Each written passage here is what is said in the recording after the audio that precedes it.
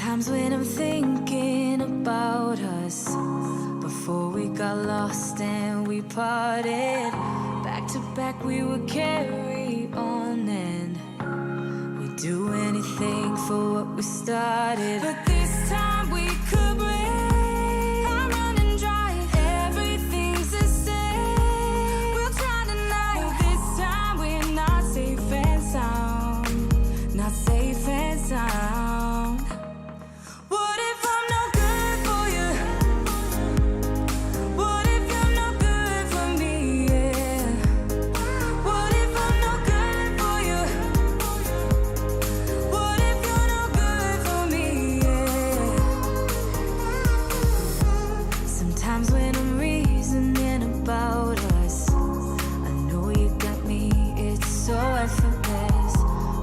Back we would carry on and we'd do anything for what we started. But this time we could break. I'm running dry, everything's the same. We'll try tonight, but this time we're not safe and sound. Not safe and sound. What if I'm no good for you? What if you're no good for me? Yeah.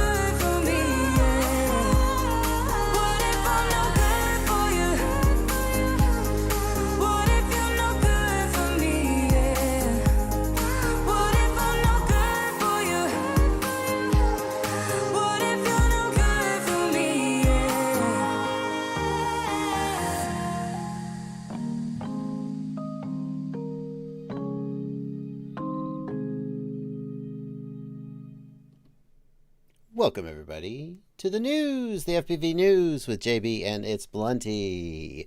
How are you doing, Blunty? Great, JB. How are you doing?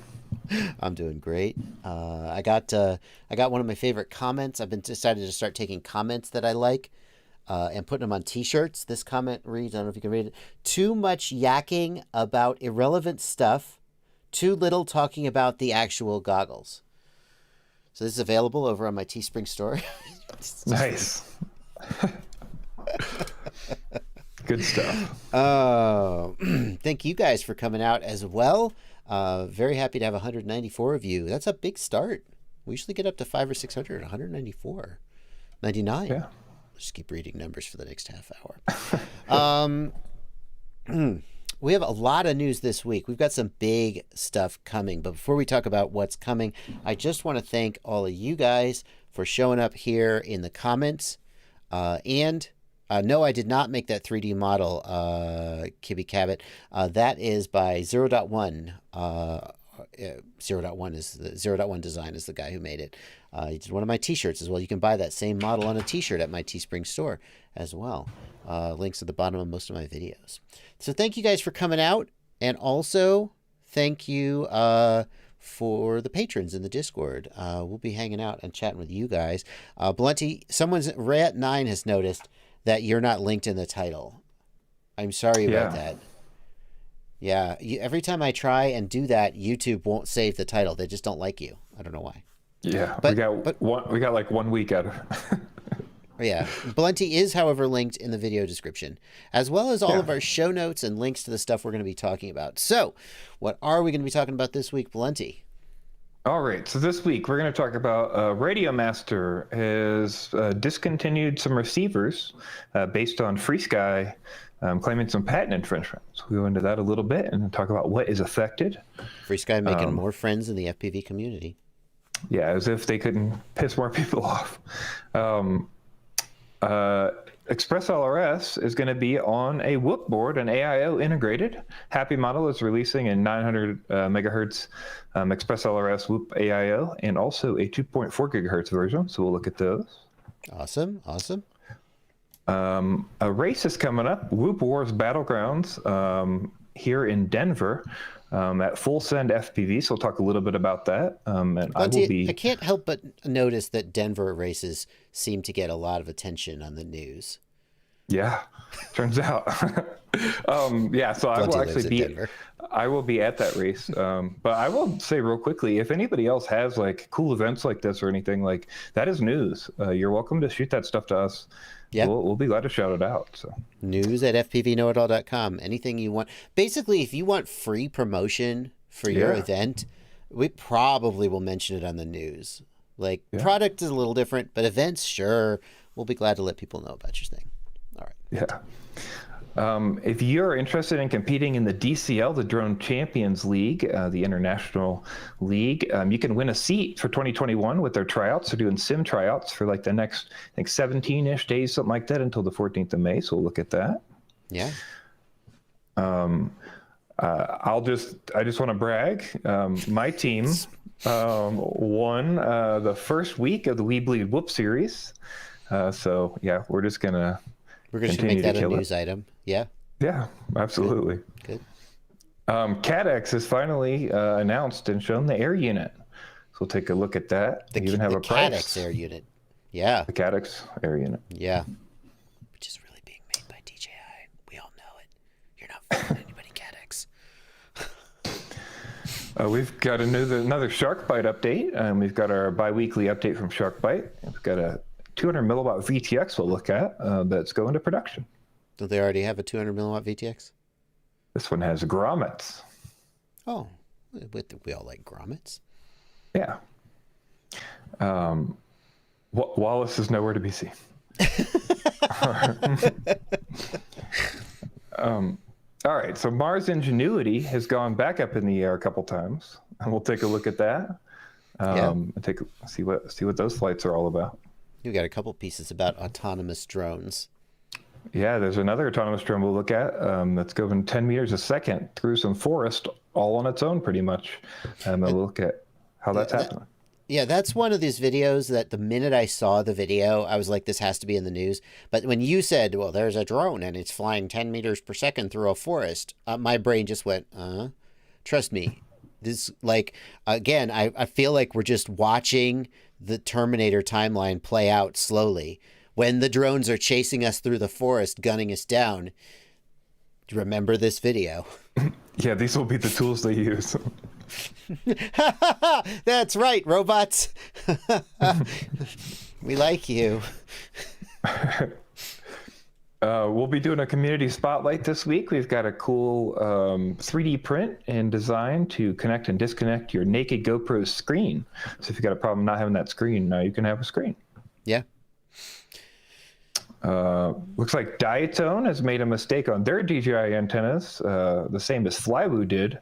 So you might not have the same polarization you think you do. So we'll take a look at that.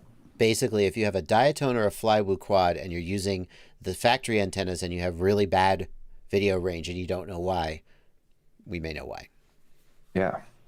The Lynchpin Contest has announced the finalists. So we'll take a quick look at those and talk about that. Yep. Grumpy FPV in the chat just asking about that. They announced finalists. Yeah. And last but not least, we'll talk about, I think, a series of videos has taken the internet by storm. There's a man on a hoverboard that's been flying around a city in the desert and stuff. Basically, he's like the Green Goblin. Pretty much. Right? Yeah. I mean, like, very much like the Green Goblin.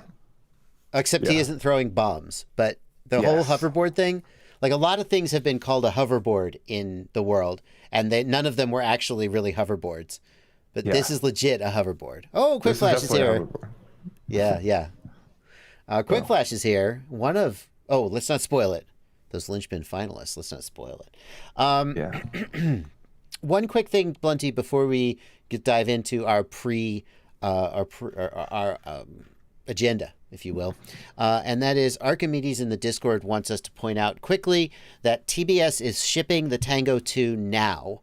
Apparently, they announced it on the TBS couch. I have not independently verified this, but presumably Archimedes isn't steering us wrong. And the only reason that's so newsworthy is they've been out of stock worldwide for months. A lot of people want the Tango 2 and are wondering if they should wait.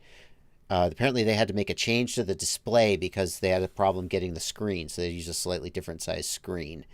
But if you're waiting to buy a Tango 2 and you're wondering when they're going to be in stock, in theory, they could be in stock soon. And you should probably check the TBS website first, since presumably they'll have them first. Okay. Yep. All right. Thank you for that, Archimedes. Let's go with Radiomaster getting a patent takedown from FrSky. What's going on, Blunty? Yeah, so I guess a couple people on Facebook and around the community noticed that Radiomaster was not selling the R168 or the 161 receiver, and in fact, they actually took down the pages for the firmware for those receivers. And so this guy, Bill Clark, reached out to Radiomaster, and Radiomaster told him directly that, yeah, unfortunately, we had to take him down. FrSky said that we were infringing on their D16 patent. They're no longer allowed to provide the receivers or the firmware for those receivers for their previous customers. And I was not able. I did reach out to my contact at Radiomaster, and he did not reply by airtime, which isn't that what the big news people say. But Bill Clark over there says that he contacted Radiomaster and they confirmed it. And of course, you can see that the product pages are down. So the big question that this raised for me, Blunty, is so Radiomaster had to stop selling their receivers because they were violating the D16 patent. What about the 4-in-1 module? Like, that's still available, right? Yeah, so we currently haven't heard anything about the 4-in-1 module. I kind of assume, since Radiomaster is producing 4-in-1 modules, that they would have gotten the same cease and desist for that module as well, if it fell under the same patent. I've also heard from other people that basically, I'm not sure how the 168 and the 161 were made, but I know a lot of these receivers are basically clones, like the Jumper R1. Yeah. The Jumper R1 is a straight clone of the XSR. Like, literally, you can flash XSR firmware onto it. Yeah, and so I haven't checked into the R161 or 168 to know if they're using same chips or same layout or anything like that. But from what I understand, the 4-in-1 module was actually reverse engineered in a clean room, and they actually went through each protocol to reverse engineer it. So they were redeveloping the protocol from a base. They weren't using any software firmware. They're just using a similar chip in that 4-in-1. So without knowing the specific patent that was violated, we can't know for sure, and it is possible to patent software, but more likely is there's some aspect of the receiver that's patented and the hardware was in violation, but maybe the 4-in-1 module is not. I'm sure that FrSky would have taken everything they could get as long as they're doing this. Yeah, I dug through some of the patents and some of the other things that I could find linked, and a lot of them were look like Chinese translated patents. So I wasn't able to find anything concrete or obvious in that. Yeah. _FPV in the chat says the receiver bootloader and the firmware would be a straightforward copyright infringement, not just patent infringement. Yeah. Is it clear that this was a patent takedown and maybe not some? I mean, I don't know how copyright applies to a bootloader, but. Regardless, those receivers are no longer available. The Radiomaster R161 and R168. Can we expect Jumper to get the same thing for the R1? Surely, I would assume so. Yeah, I would assume so. It's probably just who we've seen it happen to so far and stuff. But yeah, I guess we'll keep an eye out for those. If you have firmware for these, if you don't mind, I'd love you to shoot them over to news@fpvknowitall.com if there are different firmware than is available, just so I can get it on my Google Drive for all the firmware so we can get it out to people. Yeah, Blunty has a Google Drive with all the old FrSky firmwares on it. That some of them are still available on the FrSky website, but some of them are not, and they might disappear. We've linked to that before. We should put that in the show notes, Blunty. We should go ahead and add that to the show notes so people can get it if they want it. Link in the chat and in the show notes.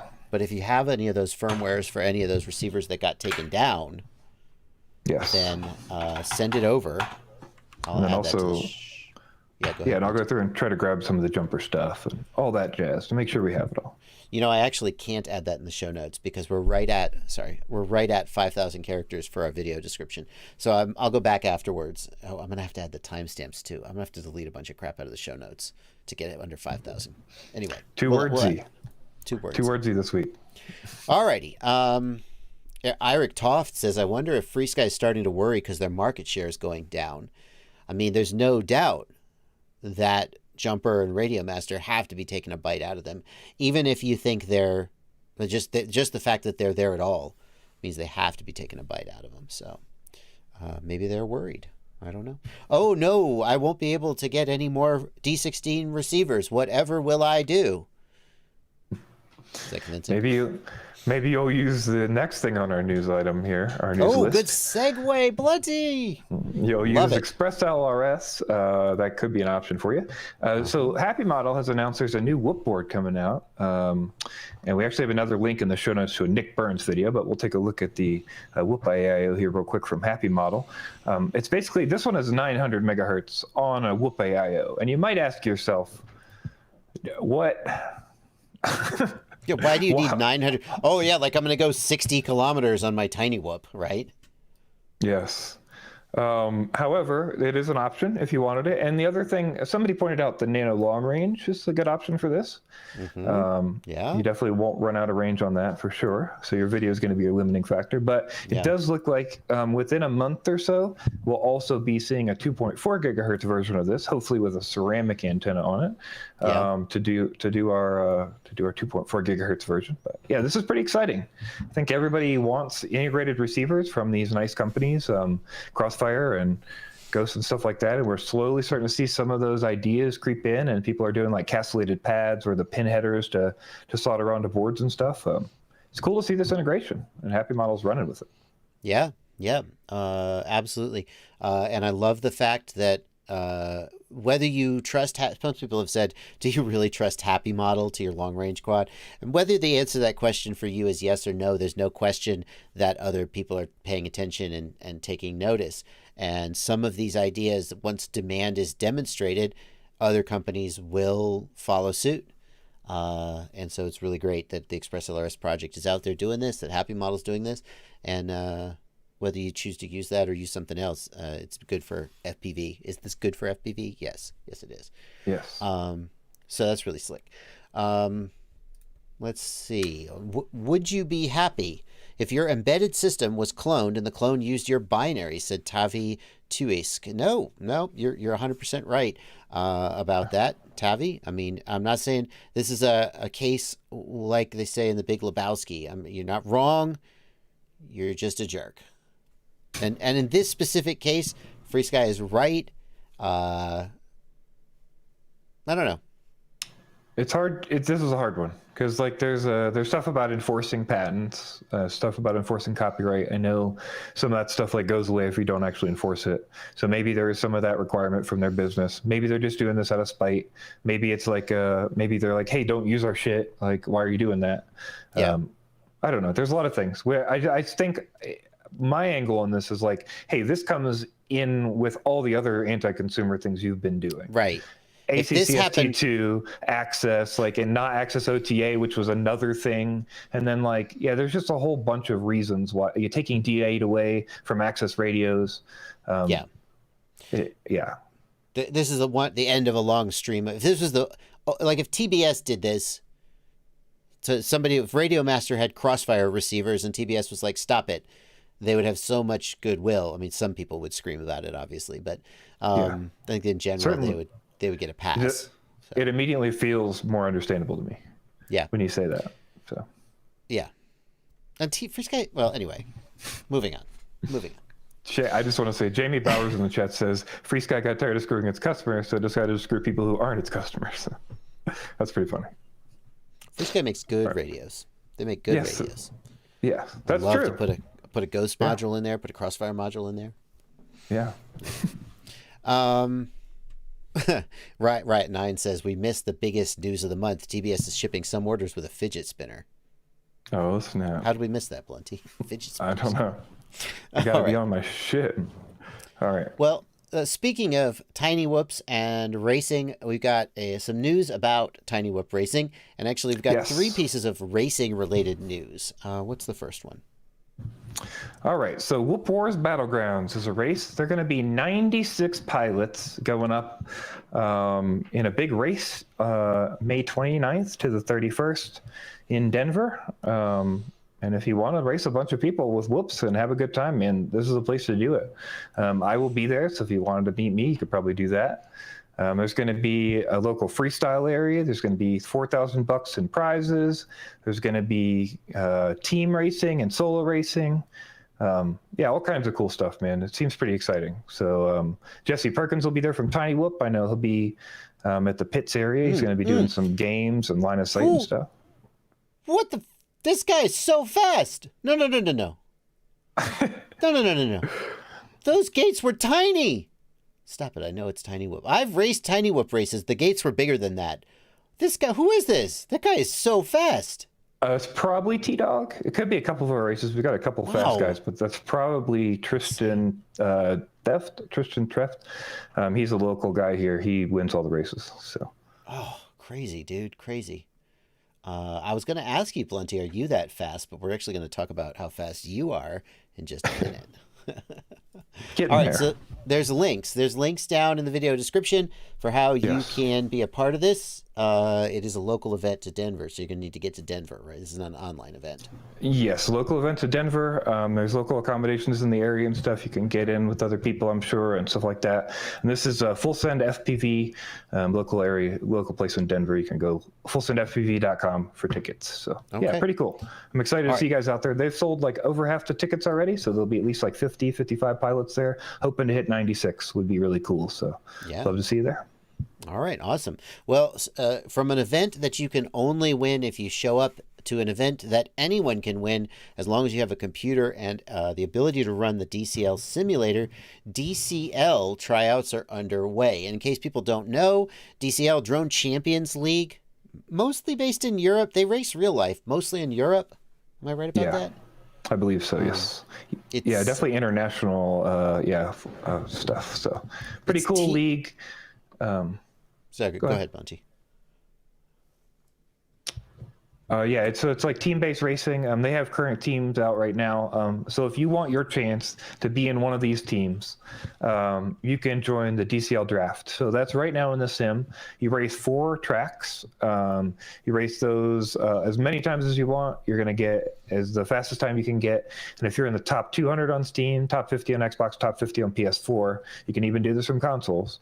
Then you'll get in to basically like a single day fast as balls as you can, track nobody's ever seen. And then you race on that and you'll get drafted out of those times and performances to teams on the series. So yeah, super exciting. DCL Drone Racing League, DRL does something similar in that you have a championship race with a simulator and they give away 1 seat, I think, to the simulator champion. But DCL is populating it all from this every single seat, right? I believe they said, I think teams are picking 3 or more pilots for their teams. Like each team will pick 3 or more. And then there's also a DCL Women's League, I guess they're doing. So there's going to be 2 people as well for the Women's League for each team. Interesting. So if you are fast in the simulator and you want a shot to prove it, not just for bragging rights, but for an actual position on a real life race team, fly all around Europe, race these cool. You can look on YouTube for some other DCL races. Pretty cool tracks, outdoor tracks with big giant like DRL does indoor stadiums mostly, kind of a thing. But DCL is these big outdoor tracks with these crazy racers. It's really fun. So get in on that. Yeah. A lot of good people over there. A lot of fast people over there. Yeah. Oh yeah, no doubt. A very different style of racing than DRL, which is individual. This is team-based racing, so pretty cool. We got one more piece of race-related news, and it'll probably sound like bragging, Blunty, if you read it, so I'll read it. A few weeks ago, we announced the WeBleed Whoop Racing Series, a Tiny Whoop Racing Series, another online racing series with lots of prize money. I think you said like $3,500 in prize money total. And the winners of the first week was your team. Yeah, the Gratuitous Violets is our name. I freaking love that team name. The Gratuitous Violets. Yes. So shout out to my team. It's pretty cool, man. We feature iGal. We've actually got FPV Skittles on my team from iGal. And then, another guy, OG Dr. Love, Doc from the chat, Mason, and our captain is Leviathan. So just awesome to see that. And I just want to brag because we won. So yeah, well, congratulations. I hope you keep winning and you get some of that prize money. Yeah, we'll follow you through the future weeks, and unfortunately, it means that we may have to have a news item where we say, "And you lost, and now you're not in the." It'll sound like we're picking on you. Hey, everybody, Blunty lost. It's only fair, right? We just got to win every time, and it won't matter. That's all. We should talk about who actually won. We should be like, and continuing in our coverage of the WeBleed Whoop Series, it's not all about you. That is correct. All right. All right. Oh, what's next, Blunty? All right. So Caddx has finally shown and announced the new Air Unit. DJI, we talked about a few weeks back, canceled the Air Unit, discontinued it, and they said a new partner was going to work on it. And, who could it be? Oh, no one could guess. Turns out nobody knew it was going to be Caddx. It's Caddx. So what is different? That's our question for today. I think it's got to be the camera, right? We don't actually have too much information here, but micro version appears to mean a micro camera. Which is, if you look, everything else is identical on the page, except that. And we did get a price for MakerFire. They actually put a price tagged in that Instagram post. $189 will be the price for this. So actually more expensive than the current Air Unit with a different camera. So, okay, well let's break this down though. Okay, so first of all, DJI I do not say this as a fact. I say this as a conjecture, but I feel it's pretty obvious. DJI still makes this. We've said this before. DJI, I do think Caddx makes the Nebula cameras, but all the Vista, the Air Unit, DJI makes them. Caddx assemble. I don't know. Caddx puts a sticker on them. I don't know what they do, but basically they're DJI. So people who are worried about the quality of this unit, I think don't have to worry. But the camera is an unknown. Yeah, the camera seems to be totally unknown. I would assume it's going to be Nebula Pro sensor or better, since it's micro form factor, and that's the same as the Nebula Pro. I would hope so. It looks like the same as the DJI standard lens. So yeah, hopefully we'll get the same DJI sensor in that 19 by 19. So it'll be just the same as the old camera, just smaller. That would be fantastic. So I took a long time to look at both Air Units, the old one and this one. They look extremely identical. I was able to tell one difference. Somebody actually talked about it in chat too. Martin Gates pointed it out. The antenna mounts appear to be pushed out a little farther. In the original one, they were really recessed, and that ridge on the back of the Air Unit would push, like, because it's flushed up, but the antenna mounts were not. So it looks like that's seems to be the only change to me. It was really easy to pop your MMCX connectors out and then have problems. So maybe they fixed that. The big question that everybody has to ask, though, is who gives a damn? Who's still running the Air Unit? Does everybody just running the Vista? Pretty much. I think so. Maybe chat can let us know what they're doing. But I think everybody I know is pretty much running Vistas unless there's a specific build they have just with an Air Unit already in it or something. Like I have a Squirt, and the Air Unit's in the Squirt. I'm not going to take it out for a Vista. It's made for it. Bubby says he runs the Air Unit. Drew, I think, also still runs Air Unit. It's true that the Air Unit has slightly better range. I was teasing Bubby about this on my live stream yesterday, and Bubby said, "Well, I lost video at one point with the Vista, and I didn't with the Air Unit." It's true, but I feel like the difference in range is so small that the weight penalty isn't worth it. If you're running 7-inch, that's a different story. But Skadoosh has an Air Unit on his 8-inch. Yeah, there's a lot of Air Units in chat. So Air Unit for long range, I agree. For 5-inch freestyle and below, Vista all the way. That's my take. Excited to use it for wings, says Infinite FPV. Right 9 says Unify Pro 32 HV. I don't think that's a DJI device. So we have to say at this point, I think like 98% of people who've used an Air unit have encountered the SD card slow issue. I know a few people said they've never had it. They've just run fast cards. It's not been a problem. But I know most people have run into the problem at some point. I know I've tried every card under the sun and everything I can do. Hopefully, us seeing a new Air unit in production means that we'll see some kind of patch or firmware update or something for this. Yeah, and maybe they've fixed it. That's the other thing. People are pointing out, well, you can't do onboard recording with the Air unit, but because of the SD card slow error, most people who have Air units aren't really able to use that feature anyway. Yeah. So that helps sort of swing the needle over toward the Vistas. For instance, FPV drones has never had that issue. Lots of areas. There you go. Yeah, there's some amount of people who've never had the issue, and then a bunch of other people are like, I've had the issue on every card I've tried. So not sure what the difference is. We've tried to narrow it down. Might just be like a unit production thing or something, but yeah, hopefully this will be fixed in the new one. It's not slow SD cards, Benjamin G. Some people are like, no, you just have to get the Samsung Class 10 UHS 47. It's like, no. It happens every time. Yeah. This happens every time we bring this up. I've been through every card. A ton of people have been through every card. Like if you have a slow SD card, it will do it more. It will do it faster. Clearly. Right. But I will say even DJI has acknowledged this. They sent a beta test firmware. It's actually 1.06.07 to a user in our Discord that I confirmed was real. So yeah, I know for some people it's not a thing, but it is for some people as well. Anyway, so hopefully fixed. I guess the takeaway from this is that ever since the FPV drone has come out, and there hasn't been an update since the 50 meg update, there hasn't been an update to the Vista or the Air unit firmware, and some people are wondering if DJI has moved on, and we know they're going to do that. Do they still make firmware updates for the Phantom 4? No, they've moved on with their life, but hopefully this will keep those firmware updates and keep this product alive through Caddx. Don't know. Yeah, we'll see what happens. I'm just going to buy a bunch of them and then just, until something better comes along. Wow, it'd be great to segue right to the. Oh my God, what a great segue! Until something better comes along. SharkBite. All right, so let's talk about SharkBite. SharkBite's got their update.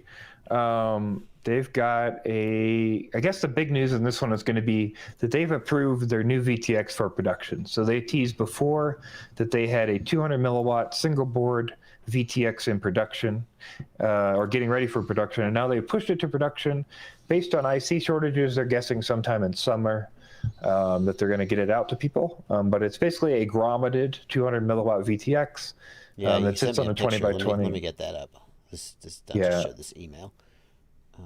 Nope. There it is. Yeah. And it's obviously quite a bit bigger than a 20 by 20. But yeah, it is an option for people, and it's supposed to be a little more durable because it is grommeted. So, yeah. Yeah, interesting.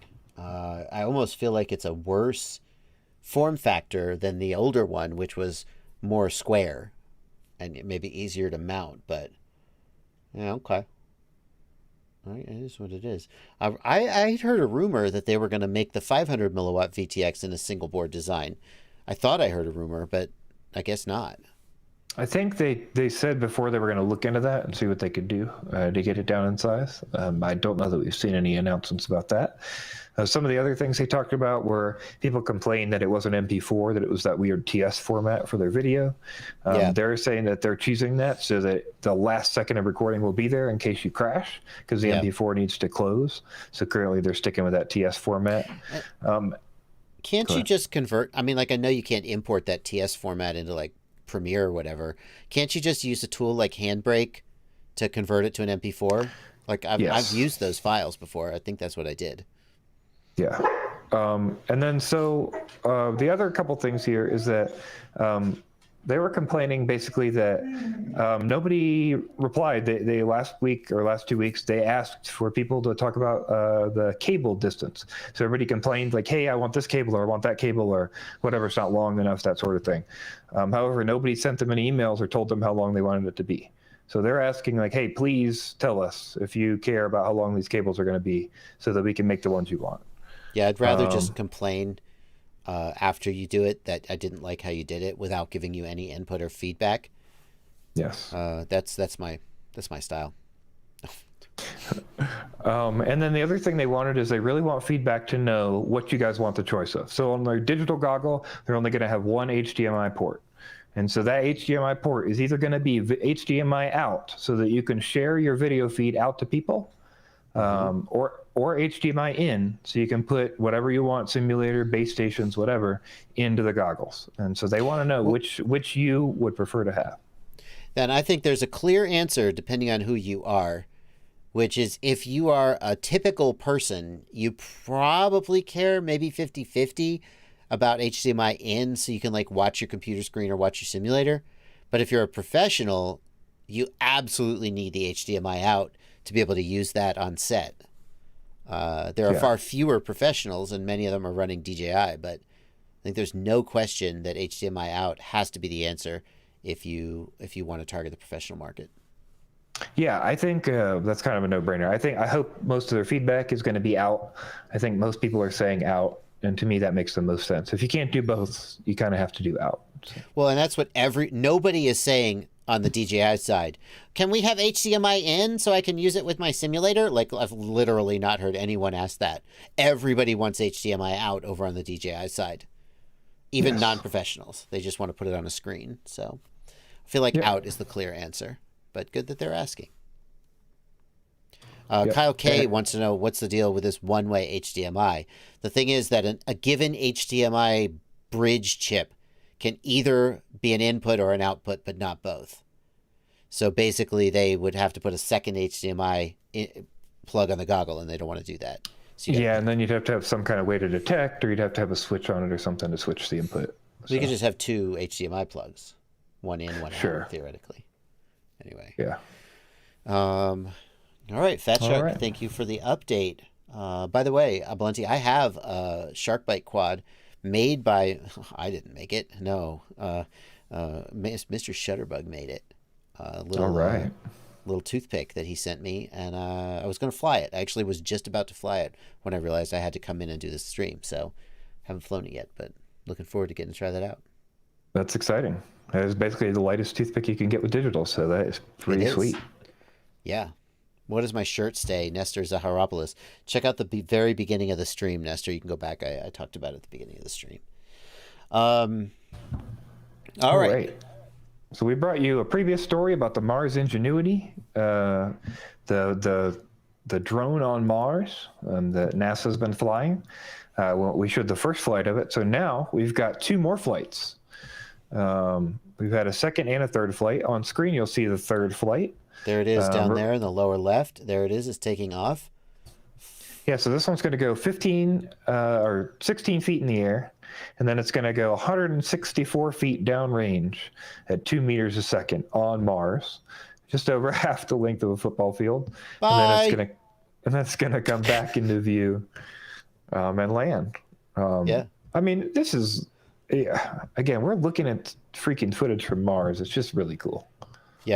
Yeah, I can't believe we're watching sort of, well, it's not live video, but it's like 15 frame per second video of a multi-rotor flying independently on another planet. Suffice it to say that if you land and it falls over, you're not going to walk and pick it up. Yeah, that's pretty much it. I think that's why they took a week or two to get it going in the first place, to make sure it would work right. Yeah. But I also put some images. I thought it was pretty cool. There's actually high-res images. Oh, crap. Wrong. Sorry about that, guys. I think they're the first. They're basically the first high-res images from Mars that we've had from a drone, which is, it's pretty cool. This is from 18 feet in the air of the tracks from the shadow of the drone. Yeah, and the tracks from the rover and stuff. So that was not what I meant to do. We're just looking at the wrong album. Yeah, pretty cool. Crazy.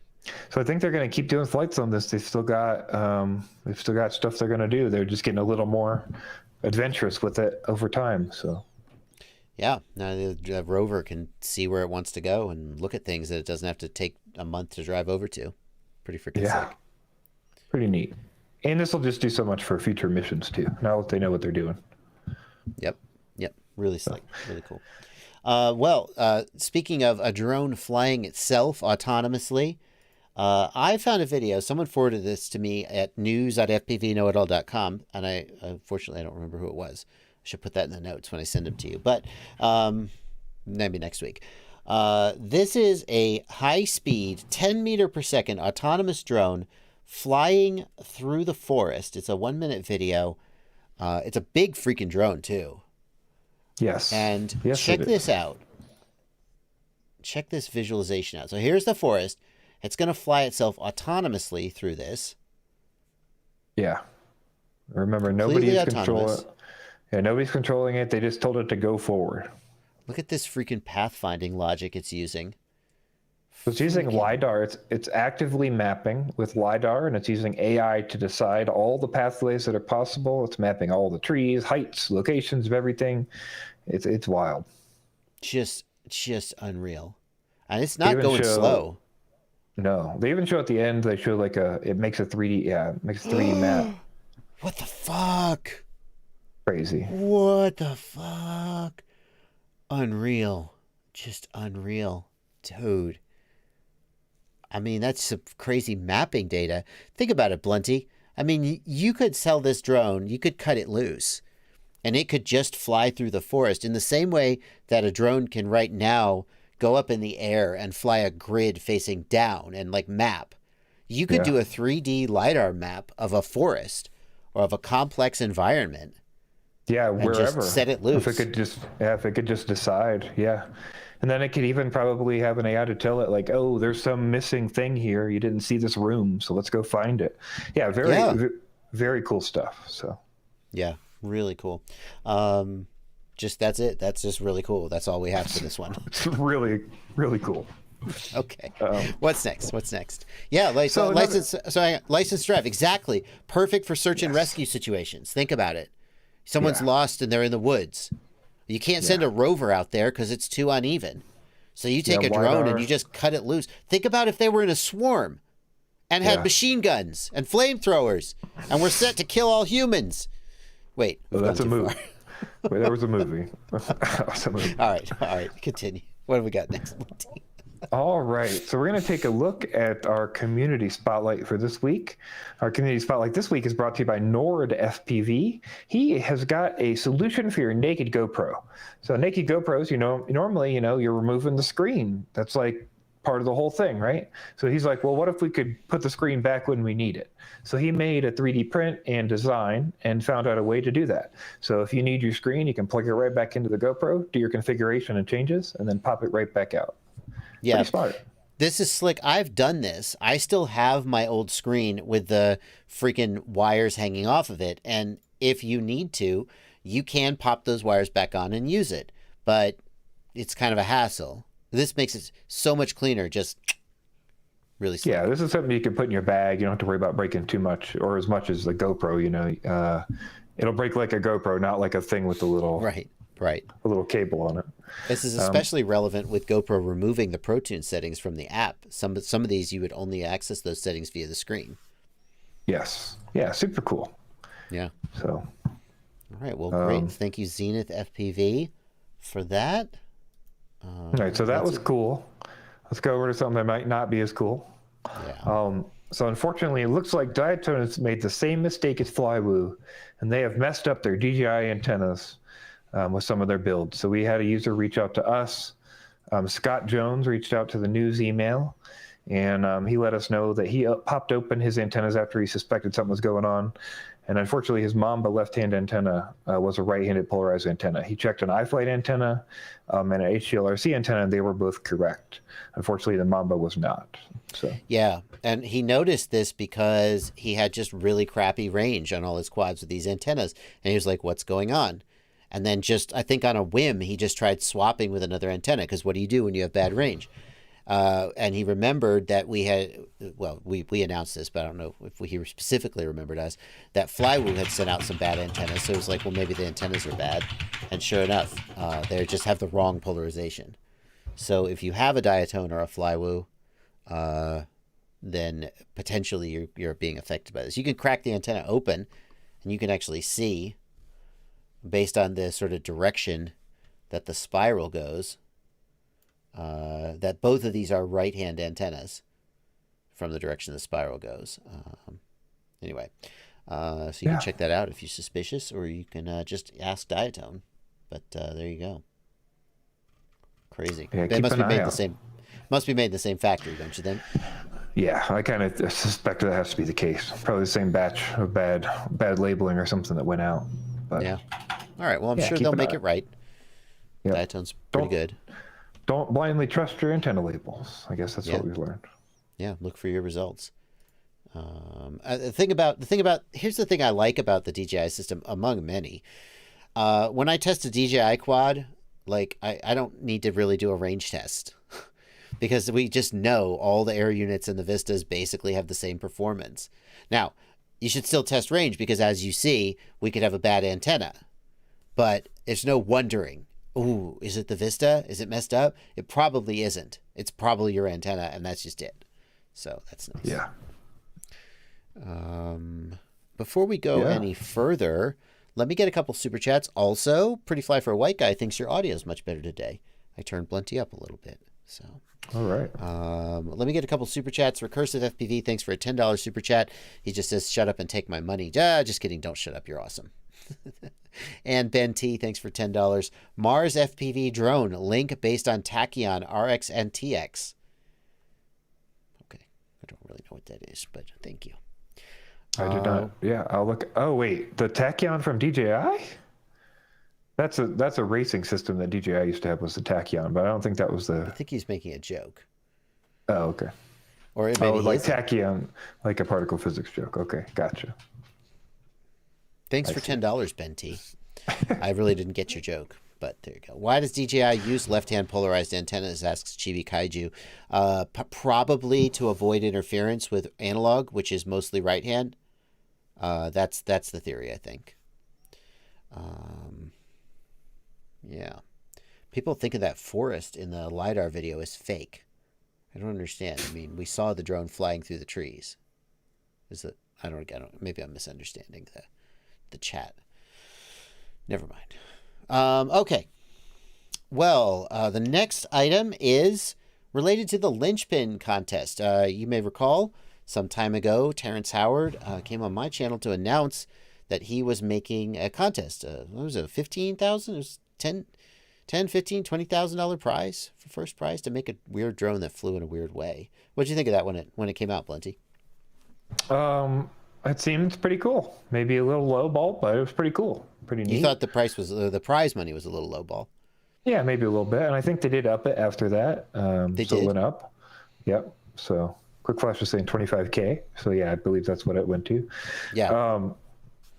So now we have we have 3 finalists for that thing. There was a lot of haters at that time. I think a lot of people came out and were like, hey, I think, even Drone Mesh specifically, I remember, made a video and was like, hey, this is a disgrace to the community. Well, a few people thought it wasn't a disgrace, and they made their solution for the Lynchpin. So we have 3 finalists now for that Lynchpin. We're going to take a look at this video showing the finalists, but I just want to say I'm super psyched that, like, I was happy when the very first person demonstrated that he could do it. And I was like, oh, maybe this is actually going to happen. At least we've got one guy who did it. And now there's at least 4. Because I think there's 3 finalists, and then there's one guy I know who did it, who actually didn't make it into the finalists. A whole bunch of people seem to have come out of the woodwork and said, hey, I can do this. So let's take a look at this video and see who these finalists are. So here we go.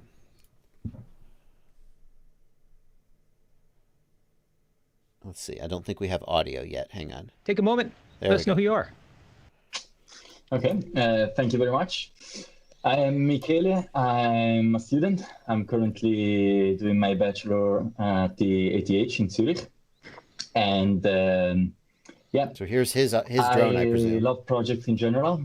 And I love FPV. And when I got around a video from Joshua Bardwell, where he explained a bit about the competition and so on, I felt it was just the right amount of excitement. Like, I love to build stuff. I like to build all kind of stuff. And I thought, whoa, that's a drone I want to build. I love challenges. I thought that would be a very good challenge, and I just took it. Yeah, so hi everyone, I'm Kevin Plaisir.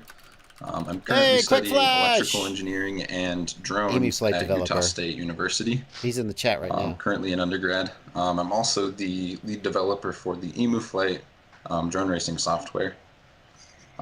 So when I heard about this competition, I heard lots of naysayers saying that without spending hundreds of thousands of dollars, you couldn't get something like this to work. And I didn't think that was the case. I thought that I'd be able to solve it. So yeah, I thought it was exciting, cool, interesting project, and I thought that I'd be able to do it. And like the three of us here, we were able to do it. So super psyched. Christian. Yeah, hi, my name is Chris from Germany, from Stuttgart. And I also work with drones mostly, studied aerospace engineering, and then did my PhD at the University of Stuttgart. And this competition was actually forwarded to me from a friend. He sent me on WhatsApp the link, and I was not even at home. I was in Greece visiting a friend. In the beginning, I didn't think about doing it, but somehow I got excited, like, that's a challenge. And I mean, I don't have so much else to do during lockdown except working. And then I started using my laptop in Greece, doing some calculations. And when I came home, I started building it, and was a nice thing to do during the winter.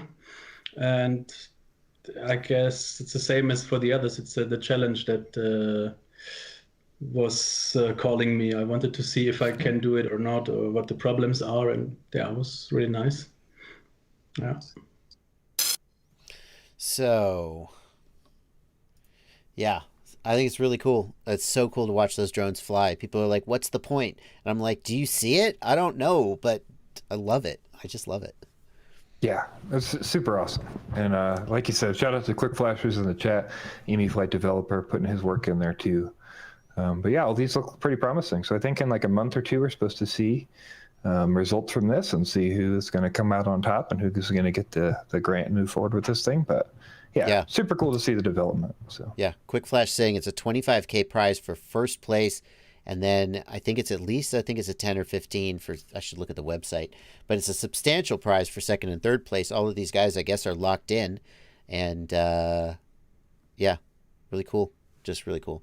Obviously we need to see the final, like, a lot of people are like, well, is he ever going to pay him? I mean, I guess that still remains to be seen, but it certainly is going forward. Bobby Baggs is asking, what about Peter Martier, the guy who originally, the ArduPilot dev who originally posted the very first successful attempt? He was not in the finalists. I don't know the details of how that decision was made.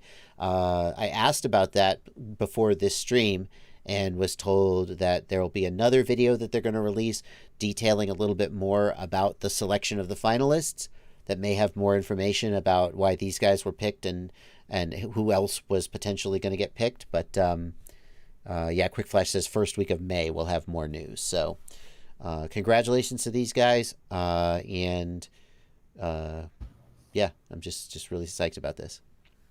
Yeah, it's pretty awesome. All right.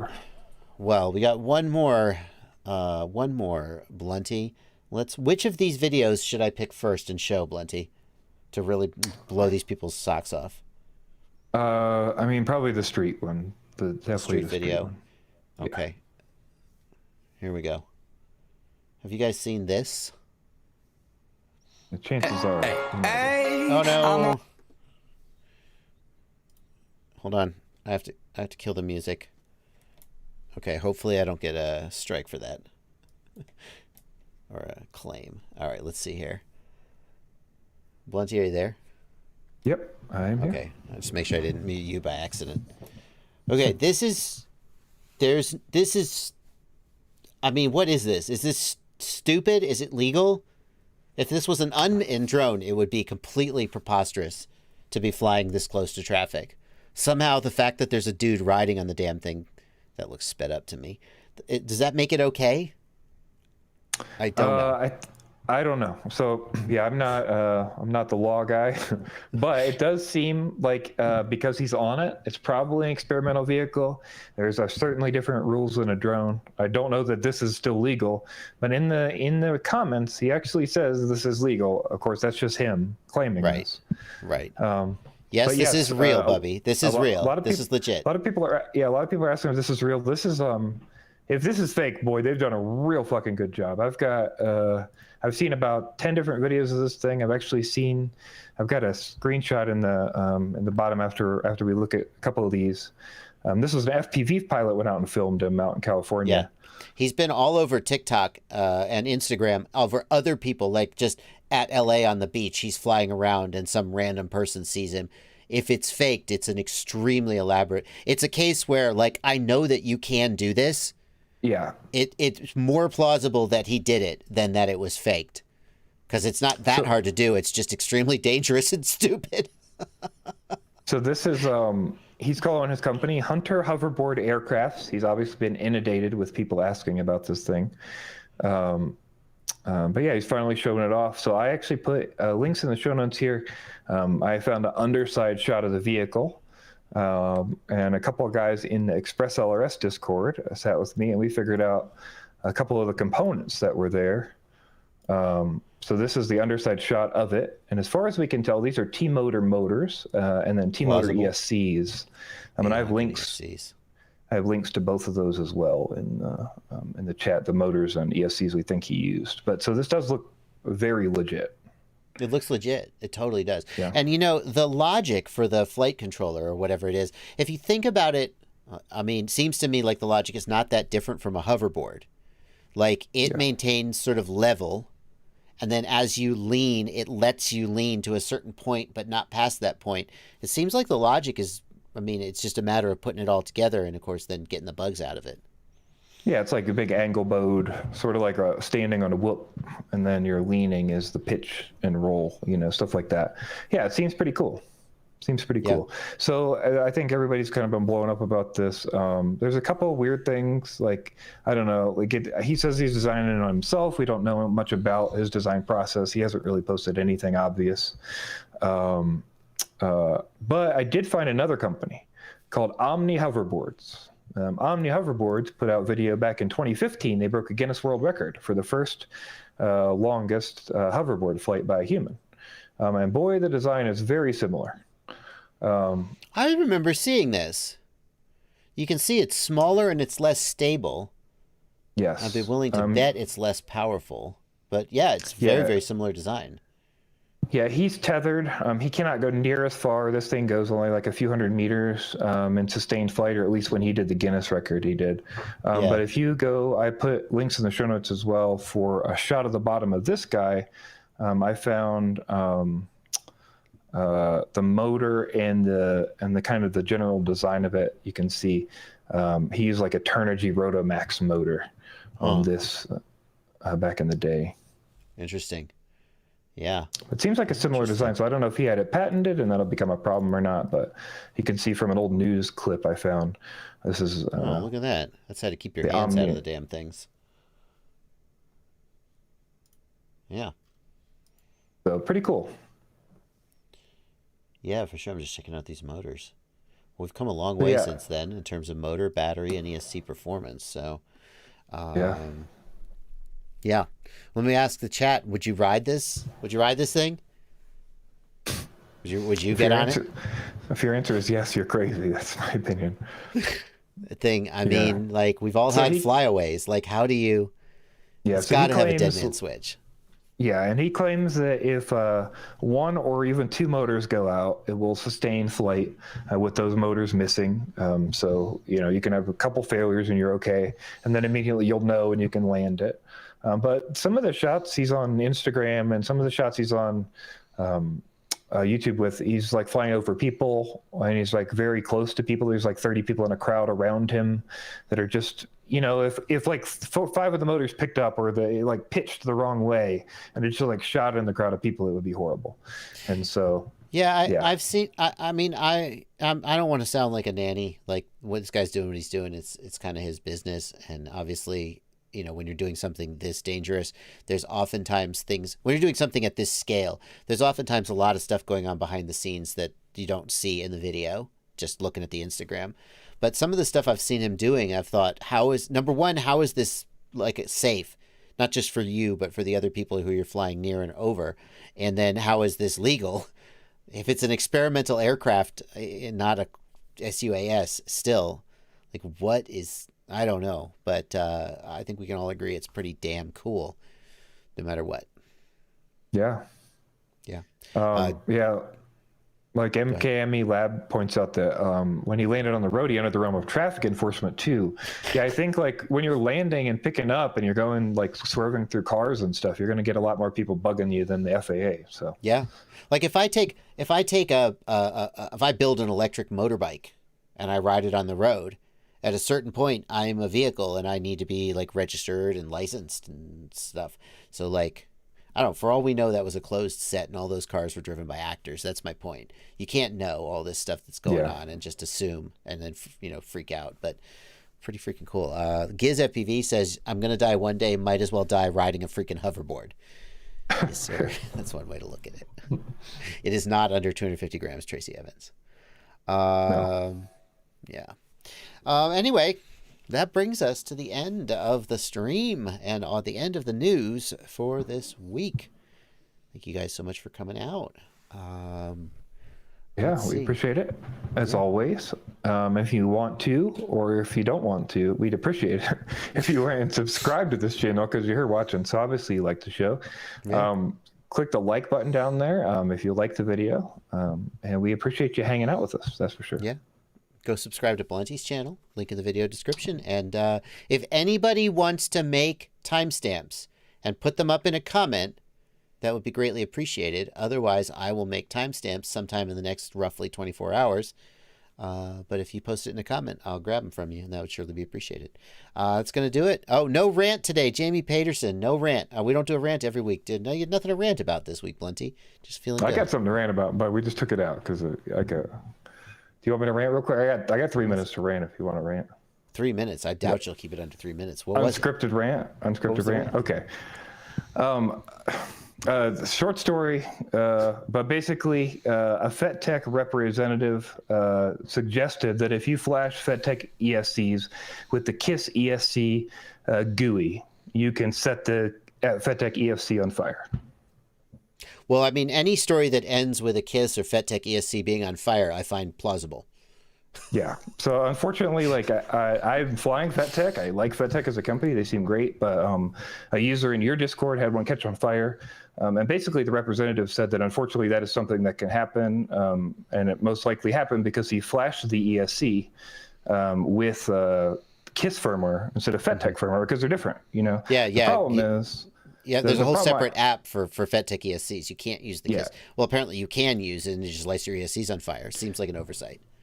Yes, and so my complaint was that his original thing was that, hey, you should have read the manual, we'll replace it for you, but that's not great that you did that. And it's like, okay, but you sell a FetTech FC that uses the KISS GUI. So if I'm plugged into your FetTech FC and FetTech ESC in a stack where they plug together automatically with a connector you built, yes, and then I'm in the KISS GUI to flash the FetTech FC, it is my normal proclivity to move down the screen to the ESC flasher button and then click it and flash my ESCs with the newest firmware. Yes, I nearly did this. Yeah, that's an oversight by the company. That is not on a user. So they did get back and they said, hey, you're right. You know, we're working on the GUI result for that. We're going to fix that. I've heard in the back channels that there's rumors that there will be eventually a FetTech configurator totally for KISS, but I don't know about that. But hopefully they fix that. So yeah. Surprise rant. Well, one bonus rant news item: don't flash your FetTech ESC with the KISS configurator because it'll light on fire. Yes, there's a special FetTech configurator you were supposed to use. I almost did this. When I was building my FetTech quad, I was going through and I tried to use the KISS ESC firmware, and for some reason it didn't work. And I was like, why didn't it work? And then someone said, oh, there's a separate app for that. And I was like, oh, okay, fine. I didn't know that it could possibly. I think maybe the firmware version was different, and I caught that. But I was real close to making this mistake. Yeah. So now you know. All right. Alrighty, well, that's going to do it for the right. news. Thank you guys for coming out. Thank you, Blunty, for the last-minute rant. We will see you back here 6 p.m. Eastern Time on Tuesday. And happy flying, everybody. We're going to get out of here. All right.